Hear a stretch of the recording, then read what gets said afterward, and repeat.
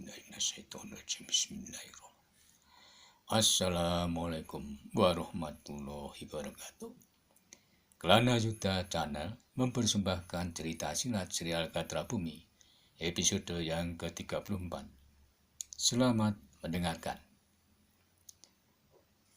Saat itu, semenjak kehadiran Raden Mas Rangsang di tengah-tengah keluarga Ki Ronggo Agung Sedayu, Gatra Bumi seakan-akan dipacu untuk memperdalam ciri Windujati dengan sungguh-sungguh.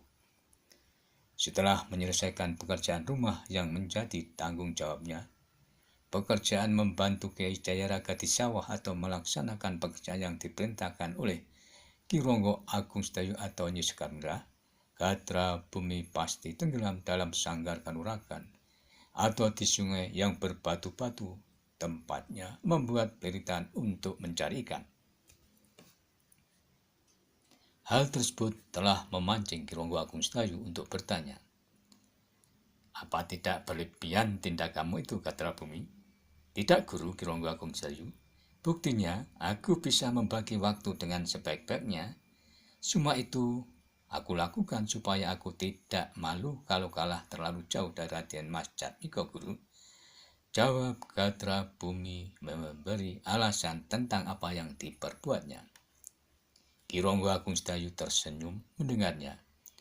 Dalam hatinya bersyukur bahwa muridnya itu ternyata bukan hanya baik dalam sikap, namun juga seorang yang bersemangat serta bekerja keras. Tidak seperti halnya Gelagah Putih yang memiliki jalur Ki Satyo, Kiai Jayaraga serta juga jalur Kiai Gringsing, Gatra Bumi adalah murni jalur Kiai Gringsing yang melalui dirinya. Oleh karena itu, Ki Ronggo Agung Sedayu lebih mudah untuk mengajarkan ciri Windujati itu secara penuh. Bukan saja tentang tata gerak dan tenaga cadangan, namun segala aji-aji dalam ciri Windujati telah diberikan dasarnya oleh Ki Ronggo Agung Sedayu. Tata gerak tangan kosong, tata gerak bercambuk, tata napas dan tenaga cadangan, serta tata aji Windujati. Di samping itu, Ki Ronggo Agung Sedayu juga telah memberikan dasar-dasar Sabta Indra, Pangroso, Pangrobo, Pandalu, Panggodo, Pangrungu, Pangecap, Pangraita, bagaimana melatihnya dan bagaimana mendaya gunakannya.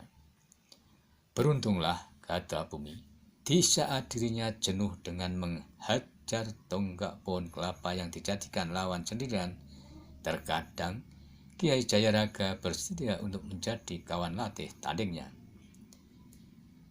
Latih tanding dengan Kiai Jayaraga inilah yang membuat Gatra Bumi percaya diri saat berhadapan dengan Raden Mas Rangsang dalam beberapa kesempatan.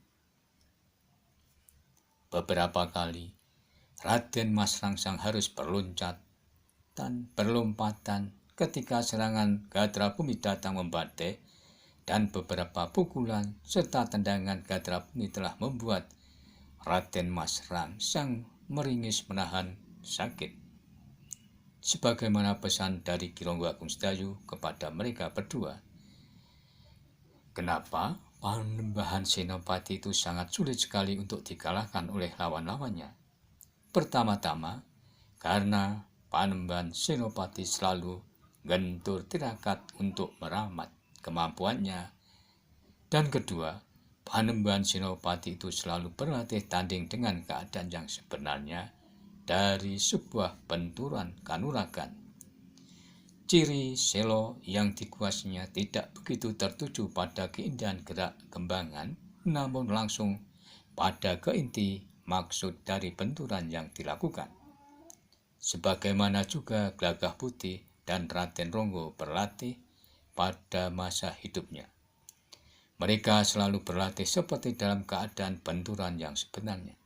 Hasilnya, salah satu di antara mereka pasti ada yang terkapar dan juga lebam-lebam di sekutur tubuh, atau bahkan terdapat luka-luka terbuka dalam setiap keduanya berlatih, terang Ki Ronggo Agung Sedayu.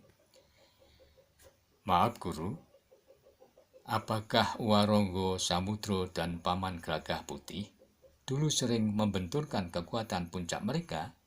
Bertanya Raden Mas Rangsang. Benar, Raden. Keduanya sering membenturkan kekuatan puncak mereka dalam wujud cucuk tombak karena keduanya menyadari bahwa kekuatan puncak mereka sama-sama bisa membunuh dengan sangat mudah lawan masing-masing, dan keduanya menemukan cara yang aman untuk membenturkan ilmu puncak mereka tanpa terlalu berakibat kepada mereka. Itu pun getaran balik yang timbul juga kadang-kadang membuat mereka terjengkang ke belakang, bahkan kadang-kadang juga pingsan tak sadarkan diri. Jelas Ki Ronggo Agung Sedalu. Luar biasa, sekeras itukah mereka berlatih? Decak kagum Raden Mas Rangsang. Nanti pun Raden dan Gatra Bumi bisa berlatih seperti itu, jawab Ki Ronggo Agung Sedayu. Hah? Apa itu artinya? Aku harus pingsan tiap kali berlatih, Guru? Bertanya Gatra Bumi yang disambut tawa Ki Ronggo Agung Sedayu dan Raden Mas Rangsang. Aku tidak ingin terkapar dalam saat latihan, desis Gatra Bumi. Lanjutnya, ketiga orang pun kembali tertawa terbahak. Gatra Bumi. Memang latihan kanuragan harus begitu, biar ilmu mapan. Demikianlah cerita Silat Jenderal Gatra Bumi episode yang ke-34. Dan nantikanlah episode selanjutnya. Namun, bila ada yang berkenan subscribe, like maupun berkomentar, dipersilahkan. Terima kasih. Sampai jumpa.